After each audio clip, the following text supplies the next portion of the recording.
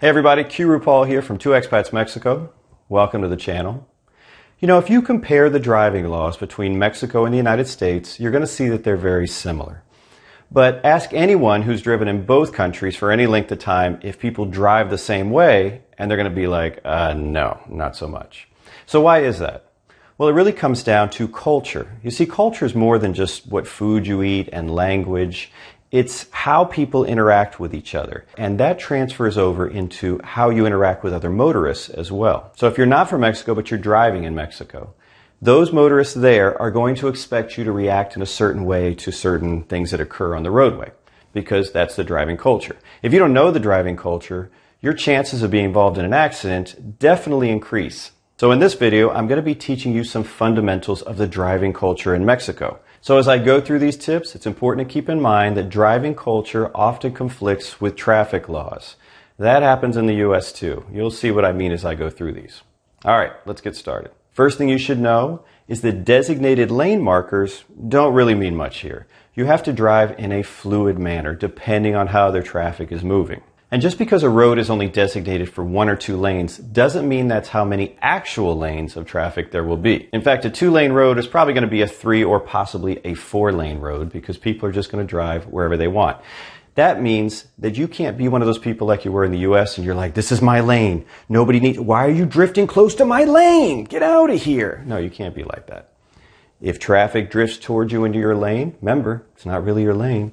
You just kind of compensate by drifting the other way. You just have to go with the flow. Next thing you should know is that in Mexico, slower traffic really does keep right. Get out of the way. I know we say that in the US, but people don't really follow that. You can drive down the highway and somebody's always settled in that left lane and they're just like, I'm not moving. I'm doing 5 over the limit. I'm doing 5 over the limit. That doesn't work in Mexico. These people really adhere to slower traffic keeps right, almost to an extreme. So when traffic pulls out, if there's a paved shoulder, even if it's not wide enough for the vehicle, people will often stay over on the shoulder until they've picked up enough speed to enter traffic. So let's say you have a 4-lane divided highway. That left lane is probably the Mexican equivalent of the Autobahn. This is going to be one of those conflicts I mentioned before between traffic laws and driving culture. Legally, you cannot speed in the left lane. Culturally, however, it's kind of like NASCAR over there. Even if you're speeding and you're in that lane and somebody's going faster behind you, they're going to flash their lights at you to let you know that they want to go faster than you. You need to get out of the way. Even if you're passing in this lane, if the car behind you wants to pass faster, you should get out of the way and then you come back. That's just how it works. Now we're going to put those two things together. We're going to talk about how your lanes mean nothing and slower traffic keeps right. So on a 2-lane highway, so I have opposing traffic driving, you are going to think, well, how can I go any more to the right? Oh, people do. People do. Take a look at this. If traffic comes up behind you and you want to drive slower, the polite thing to do is to actually drive onto the shoulder, and that's going to allow the person behind you to be able to see better and have space to pass. And this is where things can get a little weird. Even though you have traffic driving in opposing directions, and it's only 2 lanes, sometimes this magical 3rd lane will form in the middle for passing. So this is important for you to understand because someone may be passing coming at you. And when you see them, don't just stay there and play chicken with them. Drift to the right onto the shoulder, allowing them some extra space to make sure they can get back into their lane safely. Here's another fundamental rule for you. Road hazards are everywhere. You have to stay alert. This is not a country where you just play on your phone and drive, which you shouldn't be doing that at home anyway. But you definitely don't want to do this in Mexico. You're going to hit something or someone, or you're going to damage your vehicle. One of the first Spanish words that tourists typically learn is tope, which is speed bump in Spanish in Mexico, because they are everywhere. Most of them are marked with paint or a sign, but not always. You know, I mentioned this in another video that they're not always marked, and someone from another part of Mexico wrote a comment that they are always marked. No, they're not always marked. Sometimes there's no paint or no sign or never was, but I've hit them. I've been in cars with people that have hit these things at like 30, 40, 50 miles an hour, and we're basically doing our impression of the Dukes of Hazzard. Let's talk about pedestrian crossings. There's a lot of these in Mexico, even in the smaller towns, so you have to pay attention. There may be a sign for it. It may be painted on the sidewalk, or they could even put this combination of a tope, speed bump, with the pedestrian crossing, like right here. In these circumstances, the pedestrians have right-of-way.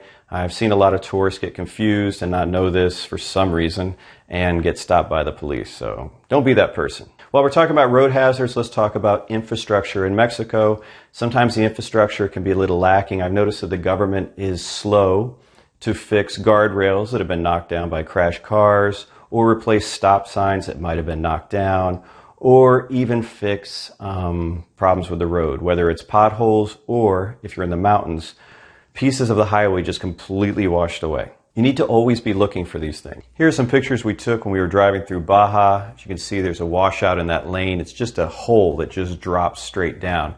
Now, that's the first sign that we had to warn us there was a hole there. So if you're taking the curve too fast, you can see how you could easily go off into one of these holes. And once we got off that highway, we encountered this herd of goats. You just never really know what you're going to find. All right, the next fundamental thing you need to know about driving in Mexico is road rage is extremely rare here. Leave that crap at home. Don't bring that here. So road rage and aggressive driving are definitely part of the U.S. driving culture.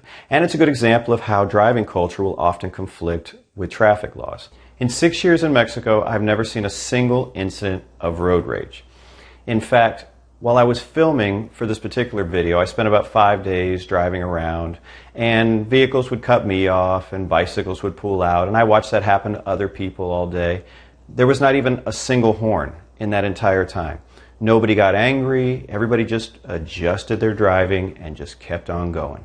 Mexico is a really big country, and in some parts they may blow their horn more than they do here in Quintana Roo, but I've driven all over the country and I have not encountered any road rage.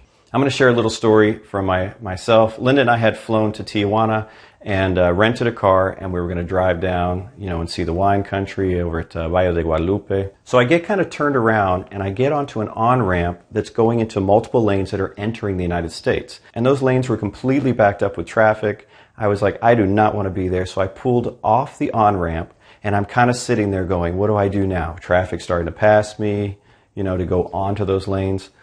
So what I did is I put my car in reverse and I slowly started to back up on the on-ramp, and traffic just adjusted to me. No one blew their horn. Other traffic kind of slowed or moved out of my way, and I serpentined backwards all the way back until I could get on the main road, and then I went the correct way.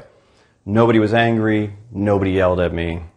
It was very pleasurable. Well, that's it for the video. This is not everything you need to know to drive in Mexico. This is just some fundamentals, just some things you should know, to help you understand the driving culture. So hopefully, knock on wood, you don't crash.